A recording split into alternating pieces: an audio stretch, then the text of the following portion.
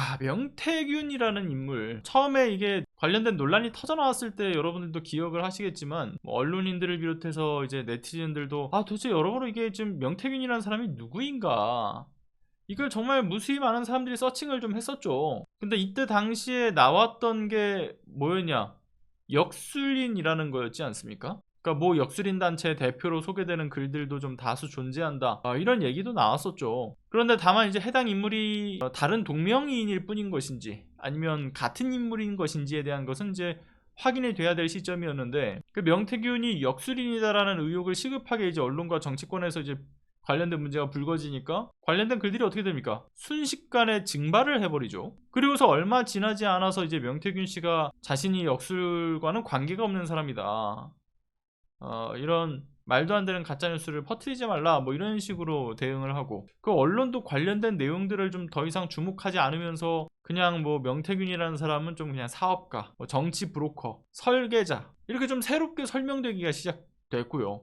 처음에 근데 명태균 논란 나왔을 때 다 역술인이라는 이야기가 붙어있지 않았습니까? 그런데 그게 바뀌어버렸죠. 그런데 또 최근에는 다시금 이 문제가 불거지는데, 뭐 이를테면 김건희와 영적 대화를 했다라는 내용이나, 명태균이 꾼 꿈에 따라서 이제 김건희한테 조언을 하면서 이 윤석열 김건희의 해외 순방 일정이 변경되었다라는지 뭐 이런 관련된 의혹이 다시금 또 불거졌죠. 그러나 또 이 문제가 명태균 씨의 측근, 그러니까 김영선 전 의원의 측근, 이 두 사람의 측근이었던 사람인데, 최근에 이 두 사람을 이제 폭로하고 있는 강혜경 씨가 이번에 나왔던 국감장에서 왜 그런 얘기를 하지 않습니까? 그 명태균이 가지고 있는 그 능력, 그 신기라기보다는 예지력이 조금 뛰어나신 분 정도로 알고 있었다, 그렇게 주장을 하면서 뭔가 다시 또 이제 그 역술, 주술 이런 것에 대해서 명확한 문제가 좀 지적되지는 않았고요. 좀 뭔가 논점에서 벗어난 주제가 되어버리지 않았습니까? 근데 이제 우리가 느꼈을 때는 어떤 게 있어요. 이게 굉장히 찝찝하잖아요. 찝찝한 부분들을 굉장히 다분했죠. 뭐 과학적이거나 뭐 이런 것보다는 그저 명태균이라는 사람의 느낌,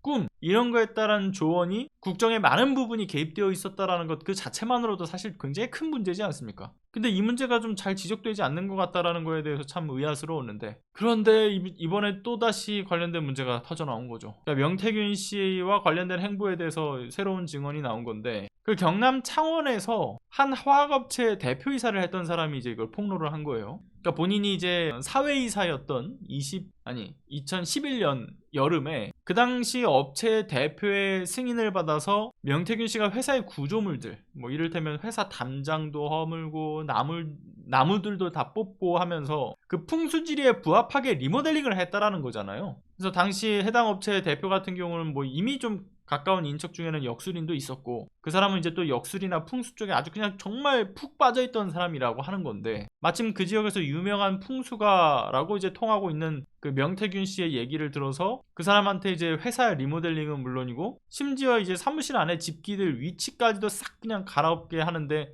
다 전적으로 맡겼다라는 거예요. 근데 이렇게 명태균 씨가 풍수 지리에 따라서 이 회사를 리모델링하고 집기들 다 바꾸고 갈아치우는 것을 목격했던 것이 지금 이 폭로를 했던 그뿐만이 아니라 그 직원들도 현장에서 이걸 다 지켜봤다라는 것이고요. 그러니까 결국은 이 복수의 증언을 더 취합할 수 있을 것으로 보여지는 부분인 거죠. 그리고 덧붙여서 이미 이 창원 지역의 유지들만 털어도요, 지역 유지들 사이에서 이제 명태균이라는 사람이 명박사로 통했고 유명한 풍수 지리가로도 알려져 있었다, 그리고 사업과 관련해서 직접적인 조언을 통해서 주변 유지들에게 해왔다라는 것도 다 지금 이게 취재 몇 번 해보면 다 나오는 이야기들이지 않습니까? 그러니까 역시나 이 윤석열 김건희와 연결되어 있는 이 참 역술과 관련된 문제, 사이비 종교인 천공과 같이 명태균과의 연결고리에서도 결국은 또다시 이 고리가 크게 작용했던 것으로 보여지는 관련된 또 증언이 나온 거죠.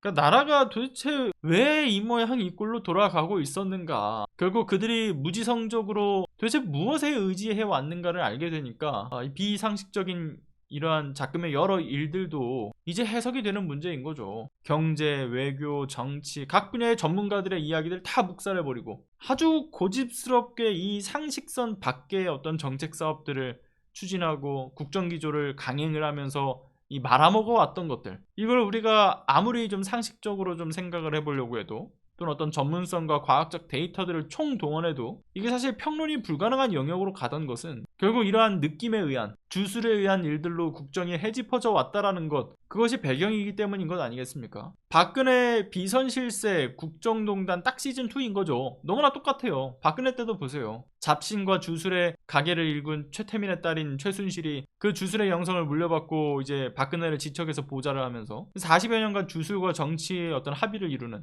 소위 혼전관계를 만들어냈고, 그래서 순식간에 재정일치의 사회로 퇴행하는 순간을 우리는 목도를 했었죠. 그 당시에 새누리당의 수많은 정치인들이 이 문제를 모르고 있었냐?